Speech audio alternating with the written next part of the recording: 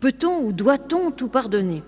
Je n'ai pas vraiment la réponse, vous la trouverez. J'aborderai en tout cas, entre autres, cette différence entre peut-on pardonner et doit-on pardonner. Et je vous propose d'entendre un texte biblique, deux même, mais un texte un peu plus long, pour illustrer mon propos. En réalité, dans la Bible, il y en a tellement que j'aurais presque pu lire toute la Bible pour illustrer le propos sur le pardon. Mais voici donc un texte assez connu dans l'Évangile selon Luc au chapitre 7. Un pharisien invite Jésus à prendre un repas avec lui. Jésus se rend chez le pharisien et il se met à table. Il y a dans cette ville une femme qui a péché. Lorsqu'elle apprend que Jésus est à table chez le pharisien, elle apporte un flacon d'albâtre plein de parfum. Et elle se tient derrière Jésus, à ses pieds. Elle pleure, elle se met à mouiller de ses larmes les pieds de Jésus, puis elle essuie avec ses cheveux, les embrasse et répandit le parfum sur eux. Quand le pharisien qui avait invité Jésus voit cela, il se dit en lui-même: si cet homme était vraiment un prophète, il saurait que cette femme qui le touche est ce qu'elle est, une femme qui a péché. Jésus prend alors la parole et il dit au pharisien: Simon, j'ai quelque chose à te dire. Simon répond: parle, maître. Et Jésus dit: deux hommes devaient de l'argent à un prêteur. L'un devait 500 pièces d'argent et l'autre 50. Comme ni l'un ni l'autre ne pouvaient le rembourser, le prêteur fit grâce de leur dette à tous deux. Lequel des deux l'aimera le plus? Simon lui répond: je pense que c'est celui auquel il fait grâce de la plus grosse somme. Jésus lui dit: tu as raison. Puis il se tourne vers la femme et il dit à Simon: tu vois cette femme, je suis entré chez toi et tu ne m'as pas donné d'eau pour mes pieds, mais elle m'a lavé les pieds de ses larmes, elle les a essuyés avec ses cheveux. Tu ne m'as pas reçu en m'embrassant, mais elle n'a cessé de m'embrasser les pieds depuis que je suis entrée. Tu n'as pas répandu d'huile sur ma tête, mais elle a répandu du parfum sur mes pieds. C'est pourquoi, je te le déclare, ses nombreux péchés ont été pardonnés parce qu'elle a manifesté beaucoup d'amour. Mais celui à qui l'on a peu pardonné ne manifeste pas beaucoup d'amour. Jésus dit alors à la femme: tes péchés sont pardonnés.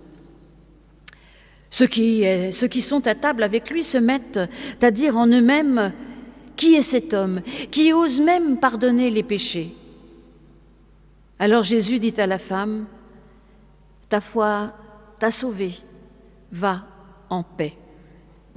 Et puis, dans la lettre de Paul aux Éphésiens au chapitre 4, le verset 32, soyez bons et pleins d'affection les uns pour les autres. Pardonnez-vous réciproquement, comme Dieu vous a pardonné par le Christ. Seigneur, ta parole est une lampe à nos pieds, une lumière sur nos sentiers. Amen. La question du pardon n'a de cesse de traverser notre société. Et je n'ai pas du tout la prétention d'en faire le tour complètement. Mais c'est vrai que jour après jour, on peut être interpellé. Surtout particulièrement en ce moment avec ce procès des attentats de Charlie Hebdo et de l'hypercacher qui se tient actuellement. Ça vient nous rappeler justement, peut-on pardonner, doit-on pardonner? Puis ça pose aussi plein d'autres questions. L'année dernière, il y avait une très belle pièce interprétée par Thierry Lhermitte, reprenant un texte de Simon Wiesenthal, qui posait aussi plein de questions sur le pardon. Est-ce que je peux pardonner à la place de quelqu'un d'autre? Une faute que je n'ai pas subie, mais que l'autre a subie. Et puis, on peut s'interroger, dans notre société, on essaye de faire un devoir de mémoire, à mon avis, hypertrophié aujourd'hui. Est-ce que je peux demander pardon pour quelque chose que je n'ai pas fait? Hein? Je veux dire, est-ce que finalement, moi, descendante d'Arméniens, je peux demander pardon pour ce qu'ont fait les Français sous la Révolution ou après? Je ne sais pas, c'est une vraie question, ça, de société. Comment? Et puis, est-ce que la réconciliation nécessite d'abord le pardon? Enfin, toutes ces questions sur le pardon n'ont de cesse de traverser la société. Et je n'ai pas du tout la prétention, comme je l'ai dit, de répondre à toutes ces questions. Mais je vais essayer... à ma manière, à partir d'une réflexion sur les textes bibliques, eh bien d'avoir quelques jalons sur la manière dont on peut pardonner. Et puis j'ai posé des questions au niveau de la société, mais je pense que ça peut nous interpeller. Le pardon aussi, c'est certainement fait par la succession de petits pardons que nous avons à donner chaque jour, parce que chaque jour nous sommes amenés, en effet, à pardonner quelque chose que nous pensons avoir subi, quelqu'un qui aurait commis une faute envers nous. Et puis, il faut aussi s'interroger sur recevoir le pardon. C'est pas si simple d'être pardonné. Donc, voilà donc ce texte que j'ai convoqué. Avant, je voudrais dire aussi que si j'ai envie d'aborder ce thème du pardon aujourd'hui, c'est parce que les Juifs, viennent de fêter le Nouvel An juif, Rosh Hashanah. Lundi, pas demain, lundi de la semaine prochaine, ils vont fêter Yom Kippour, c'est-à-dire le grand pardon. Et ces 10 jours qui séparent le Nouvel An juif de Yom Kippour sont 10 jours de pénitence, un peu comme on ferait nous notre carême où on essaye de réfléchir. En tout cas, c'est important de temps en temps de réfléchir sur notre existence, parce que cette question du pardon nous renvoie à notre propre existence, à notre humanité, et évidemment à notre humanité en tant que pécheurs, pécheresses. Peu importe que l'on soit homme ou femme, nous sommes tous devant Dieu des pécheurs. Et ça, c'est la grande leçon certainement de Martin Luther, de nous faire découvrir que nous sommes tous pécheurs. Donc, j'ai convoqué cette histoire, l'histoire de cette femme, en tout cas l'histoire de ce repas plutôt, puisque ça se passe au cours d'un repas. Mais la Bible est traversée, comme je le disais tout à l'heure, par cette question du pardon.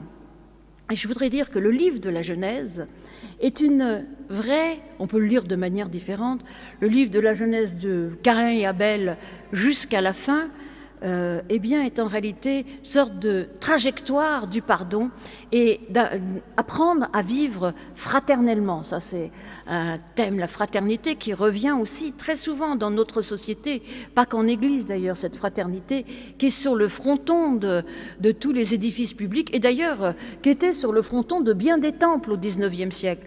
Puisque j'étais pasteur à Montpellier, et sur le fronton du temple, il y avait marqué « Liberté, égalité, fraternité ». Ici, il y a marqué « Église évangélique de l'Étoile ». Là-bas, il y avait marqué « Maintenant, c'est effacé ». Mais bon. Donc cette fraternité n'est pas quelque chose d'immédiat. En tout cas, elle peut être tout à fait mortelle, mortifère, cette fraternité. Puisque vous le savez, la première rencontre entre deux frères se termine très mal dans la Bible, puisque Caïn tue Abel. Et puis ensuite, pas à pas, on avance dans le livre de la Genèse et l'on voit des histoires de frères. Des histoires de frères qui ne se passent pas toujours très bien, mais petit à petit, il y a cette happy end à la fin, puisque Joseph accueille ses frères qu'il avait d'ailleurs vendus à des esclaves, et il y a cette réconciliation. Mais la réconciliation est possible parce que justement, il y a cette reconnaissance de la faute commise. Et du coup, celui qui a subi la faute peut exprimer sa douleur. Tout cela se trouve dans le texte biblique. Ainsi, le pardon n'est jamais immédiat. D'ailleurs, il y a d'autres fratries avant. La première fratrie, après Caïn et Abel, c'est Isaac et Ismaël.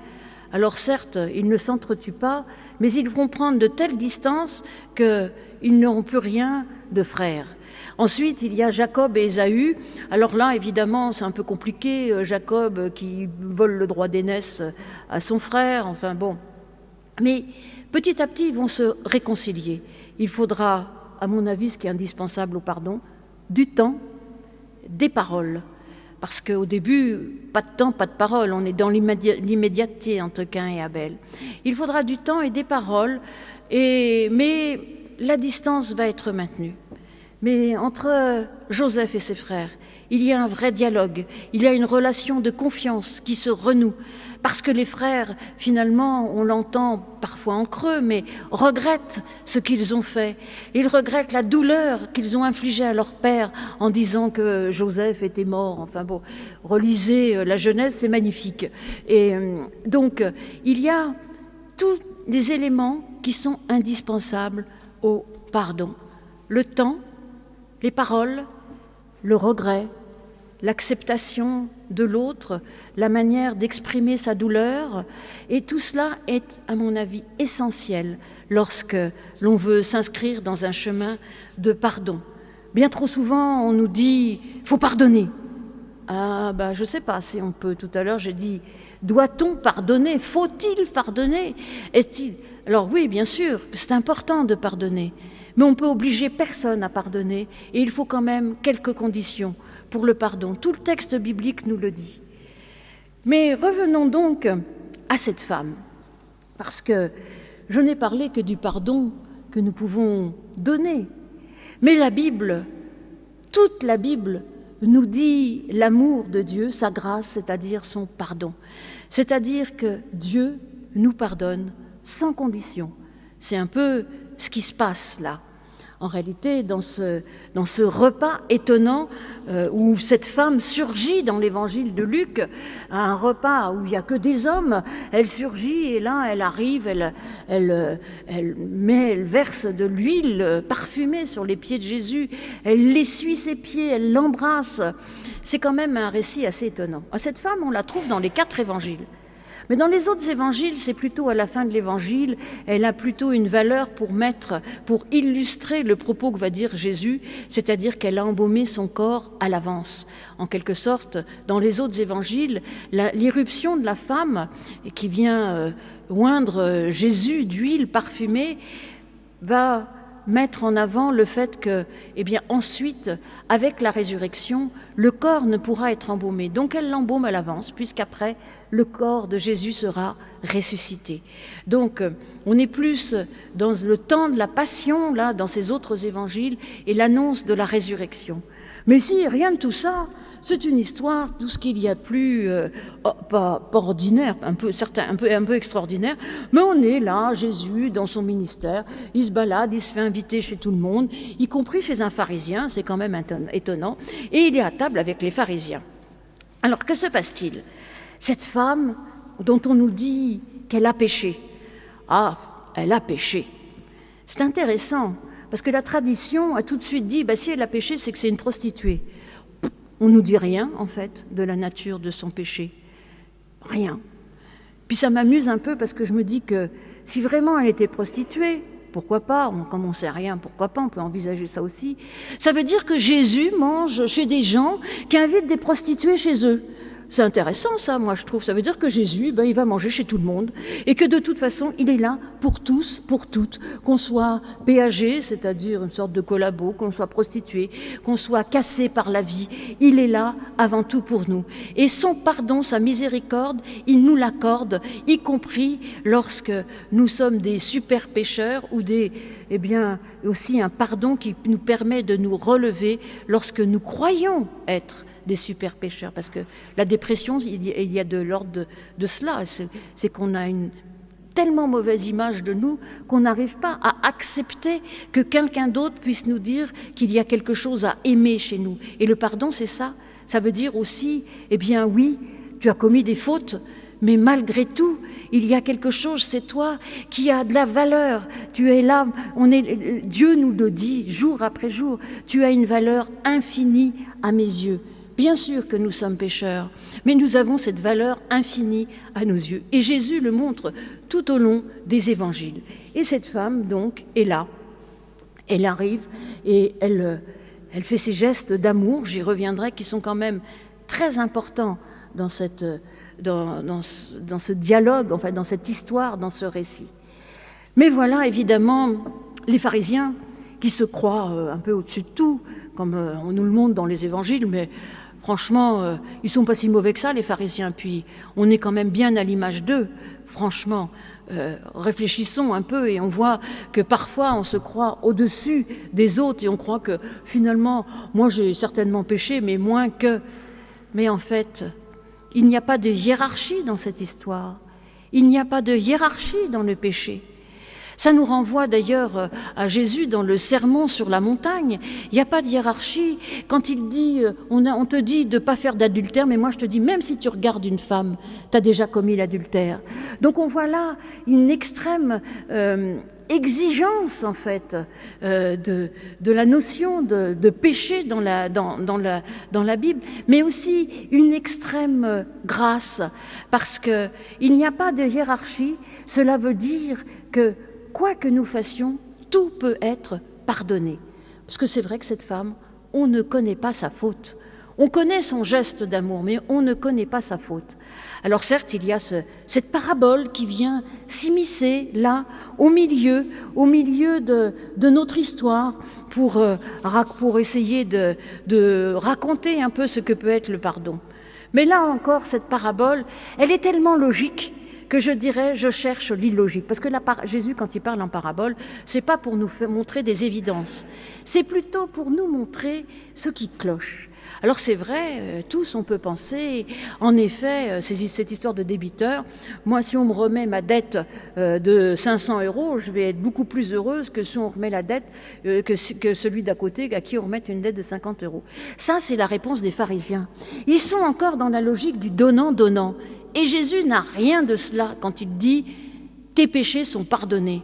On ne connaît pas ses péchés, on ne connaît pas son péché, on s'en fiche.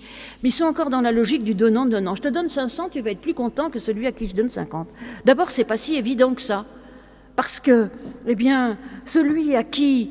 Parce que là, on est dans la logique aussi du pardon, qui est aussi le vocabulaire du pardon, qui est celui de la remise de dette. Mais finalement, c'est la proportionnalité aussi de la dette auquel on pourrait s'intéresser. Parce que moi, si on me remet ma dette qui est peut-être très importante pour d'autres et peu importante pour moi, on ne sait pas non plus là. En réalité, lorsque Jésus donne cet exemple, c'est quelque part pour les renvoyer à leur logique. Ils sont encore dans la logique du donnant-donnant. Eh bien, lui, il vient casser ça, fracasser ça. Même cette femme qui a l'air d'avoir tous les péchés du monde, déjà elle s'est immiscée dans ce repas d'hommes, eh bien, il peut la pardonner. Il a le pouvoir de pardonner. Dieu nous pardonne. Alors je ne sais pas si nous pouvons pardonner, mais Dieu peut tout nous pardonner. Et ça, c'est quelque chose d'absolument extraordinaire, je trouve. Ce pardon que Dieu nous donne, ce pardon inconditionnel que Dieu nous donne, eh bien oui, quelles que soient nos fautes, elles peuvent être pardonnées. Alors, je ne dis pas qu'il faut commettre des grandes fautes. Je ne suis même pas sûre, d'ailleurs, que c'est parce qu'on a commis de grandes fautes qu'on sera beaucoup plus content d'être pardonné. Parfois, lorsqu'on se penche sur soi-même, il y a plein de petits trucs qui ne vont pas.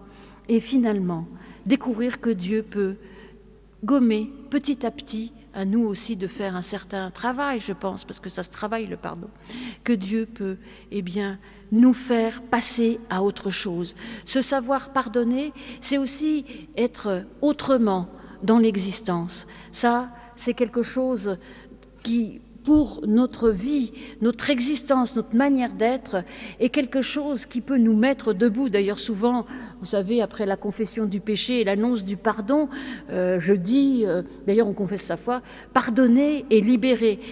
Nous pouvons, ce pardon qui nous redresse dans notre existence. Parce que devant Dieu, nous sommes pécheurs, mais nous sommes aussi pardonnés. Et cela nous permet d'être debout, à la fois devant Dieu, mais devant les autres. Ça, la femme va faire l'expérience du pardon de Dieu. Elle fait cette expérience. Et puis le fait qu'il n'y ait pas de hiérarchie dans le pardon, ça m'interpelle aussi et ça me questionne par rapport au pardon que je peux donner. Peut-on tout pardonner ? La réponse, elle est là, il n'y a pas de hiérarchie. Donc il faudrait quand même réfléchir au fait que tout peut être pardonnable, y compris par nous. C'est pas facile, et je pense que même dans le texte biblique, on voit bien la difficulté de cela, et qu'il faut quand même un peu de chemin, il faut quand même quelques conditions. C'est vrai que Dieu nous pardonne de manière inconditionnelle, mais à l'échelle des humains, il faut quand même quelques conditions. On ne peut pas nous obliger, nous forcer, pas plus qu'on peut nous forcer à aimer. D'ailleurs, les commandements d'amour sont futurs. Ils nous invitent à regarder vers l'au-delà. Mais on ne peut pas nous forcer à aimer, pas plus qu'on pourrait nous forcer à pardonner. Parce que le pardon, s'il est vrai, s'il est en vérité, comme pour reprendre une expression assez biblique, eh bien, ça se travaille. Ça prend du temps. Il ne faut pas dire « je l'ai pardonné » et puis continuer à vivre comme avant. Ça, c'est pas possible. Ça prend du temps, comme je le disais au début. Du temps, ça demande des paroles dans notre sphère humaine, puisque tout à l'heure, je parlais du procès des attentats de Charlie Hebdo. La justice permet aussi peut-être pas de pardonner immédiatement, mais en tout cas permet ce travail qui va aboutir au pardon et à la réconciliation. Donc, il y a tout cela. Et je pense que nous aussi, nous sommes amenés à cela. Mais l'Évangile nous dit, attention, il n'y a pas de hiérarchie dans la faute. Il n'y a pas de hiérarchie dans le péché. Et donc, le pardon est pour tous et pour tout. Et ça, c'est pas très naturel dans notre vie de tous les jours. Ça nous invite à regarder les autres autrement. Ça nous invite à dire que, quel que soit le mal que nous avons subi, le pardon est possible. Il y a des expériences bouleversantes. Lorsque j'étais aumônier de prison, alors on voit vraiment des personnes qui reconnaissent ce qu'ils ont fait. Mais là où c'est bouleversant, c'est lorsque les personnes qui ont subi la faute, le péché, la souffrance, se mettent à pardonner. Et là, c'est tout à fait bouleversant. Et c'est quelque chose qui m'a toujours interpellée, parce que la haine, nos désirs de vengeance, nous empêchent d'avancer, nous empêchent de vivre. Alors certes, on ne peut pas pardonner comme ça, il y a des choses même tellement difficiles à pardonner qu'on s'interroge et on le met de côté. Mais on peut mettre de côté petit à petit, jour après jour, notre haine et notre vengeance. Et là aussi, dans le texte biblique, il y a une solution. La solution, elle se trouve particulièrement dans les psaumes. Lisez les psaumes, vous allez voir. C'est-à-dire que cette haine, nos désirs de vengeance, nos désirs de meurtre, nos désirs les plus noirs envers l'autre, nous pouvons les remettre à Dieu. Remettons à Dieu ce que nous n'arrivons pas à faire. Et du coup, ça nous met de la distance. Cette distance absolument indispensable pour appréhender et essayer d'entrer sur un chemin de pardon, un chemin qui nous mène ailleurs, un chemin qui nous libère. Parce que, en effet, lorsque nous aimons, nous sommes libérés. Nous sommes libérés de la haine qui nous enferme. Et ça, c'est vraiment important. Je crois que lorsque nous comprenons ça, lorsque nous l'expérimentons, nous arrivons en effet à pardonner plus facilement. Expérimenter à la fois le pardon que Dieu nous donne et qui nous libère, et expérimenter aussi que mettre la haine de côté, la remettre à un autre, c'est-à-dire la remettre à Dieu, cela nous libère aussi. Et cela nous permet d'avancer dans nos existences, d'avancer vers les autres et d'appréhender même la société de manière différente. On ne peut pas obliger au pardon, mais on peut expérimenter ce pardon et faire que nos existences changent et nous permettent de pardonner, nous aussi. Mais il y a quand même quelque chose qui m'a interpellée aussi dans ce texte, c'est que la femme ne fait pas rien. Tout à l'heure, je parlais de pardon inconditionnel, mais la femme ne fait pas rien. Elle fait quelque chose, elle fait ce geste d'amour, parce que je vous assure que briser un flacon de parfum de Grand Prix, et puis essuyer les pieds de Jésus avec ses cheveux, et finalement pleurer, l'embrasser, c'est une manière de demander pardon, en effet. C'est un geste d'amour. Ce qui est étonnant, c'est que Jésus lui dit, à un moment donné, il dit à ceux qui aiment beaucoup, c'est important, mais il dit, ta foi t'a sauvé. Et ça, personnellement, ça me rejoint beaucoup. Parce que des fois, je ne sais pas trop ce que c'est que la foi. J'ai un peu de mal. Bon, je ne devrais pas trop le dire, mais j'arrive un peu. Mais l'amour, je sais ce que c'est. Et la foi et l'amour dans les évangiles, c'est quelque chose qui est absolument indissociable. Lorsqu'on croit, on aime. Et cette femme, elle ne sait peut-être rien, Mais tout ce qu'elle sait, c'est qu'elle reconnaît en Jésus celui qui est à aimer. Elle reconnaît en Jésus le prochain parfait et elle l'aime et elle le montre. Elle le montre, vous savez, offrir du parfum à la Saint-Valentin, tout le monde sait, les publicitaires en premier, que c'est un vrai geste d'amour. Donc offrons du parfum, c'est ce qu'elle fait. Elle gaspille même, dans les autres évangiles, on dit qu'elle gaspille. Eh bien oui, nous pouvons aussi reconnaître, aimer. Et lorsqu'on est sur ce chemin où l'on est capable d'aimer, eh bien, nous sommes aussi en chemin, sur le chemin du pardon. Et en effet, cette femme a fait quelque chose aussi d'absolument incongru. Ben oui, de temps en temps, dans nos vies, il faut faire des choses incongrues, des choses qui peuvent choquer. Eh bien oui, il faut faire cela. Elle n'a pas rien fait, donc je me dis que dans notre relation à Dieu, il y a ce pardon premier inconditionnel, mais ensuite il y a ce dialogue, cette relation avec Dieu, cette relation d'amour, de foi qui fait que nous avons besoin d'être tout le temps dans sa proximité, d'être tout le temps à travers la prière, à travers la lecture biblique, à travers même nos dialogues avec les autres, à travers dans nos existences, d'être dans cette proximité avec Dieu pour continuer à aimer. Parce qu'une fois le pardon reçu, eh bien, il faut se lever, puis il faut y aller. Il faut aller dans le monde et montrer un peu ce que cela fait pour moi et ce que cela peut faire pour les autres, pour la société. Tout à l'heure, je disais que j'avais pris le récit de cette femme dans l'évangile de Luc et que cette femme dans l'évangile de Luc était l'illustration du pardon.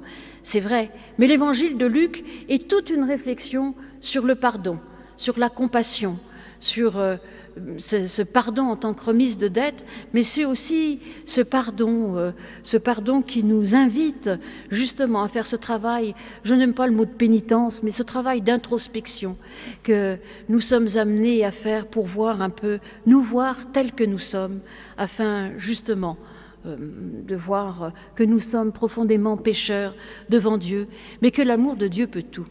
Et l'évangile de Luc se termine par trois phrases de Jésus en croix, mais cette phrase de Jésus en croix tout à fait extraordinaire. Lorsque Jésus dit « Père, pardonne-leur, ils ne savent pas ce qu'ils font », eh bien, ça c'est quelque chose que je trouve... Imaginez, lui il pardonne tout, il est en croix, il demande même de pardonner à ceux qui sont en train de le supplicier, à ceux qui sont en train de se moquer, et même à ceux qui l'ont abandonné. Finalement, là, devant la croix, nous pouvons nous regarder et voir que tous, plus ou moins, à des échelles différentes, nous sommes pécheurs, nous avons commis des fautes. Eh bien, ce pardon que Jésus demande à Dieu nous est offert. Ce pardon, il n'est jamais facile, ni à recevoir, ni à donner. Il n'est jamais vraiment immédiat. C'est même, je pourrais dire, un horizon. Et lorsque nous découvrons la grâce de Dieu, eh bien cet horizon est certainement atteignable. Nous pouvons alors nous découvrir lorsque nous sommes pardonnés et que nous sommes capables de pardonner parfaitement, libérés, pleinement humains. Alors oui, notre Dieu, pardonne-nous. Nous ne savons pas ce que nous faisons. Amen.